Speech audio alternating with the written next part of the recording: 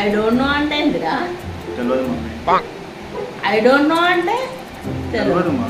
ఏదో తేడాగా ఉందండి. తెలియదనేది ఏందిరా? తెలియదు మమ్మీ. ఐ డోంట్ నో అంటే తెలియదా? ఇంటింట్లో పెట్టి చదివిపిస్తే అమ్మా అంటే మీరు చదువుకునేది ఫస్ట్ చదువుకోండి ఫస్ట్. తెలియదు మమ్మీ. ఇది చెప్తావా నువ్వు? ఇప్పుడు అమ్మ తెలియదు మమ్మీ. ఐ డోంట్ నో అంటే నాకు తెలియదనే మమ్మీ. देखा आपने लापरवाही का नतीजा है. ఏమోరా. నవ్వు ఆపుకుంటున్నావు కదరా. అరే అమ్మా ఏంది ఇదే? మీరు కూడా గిట్లనే ఉన్నారా?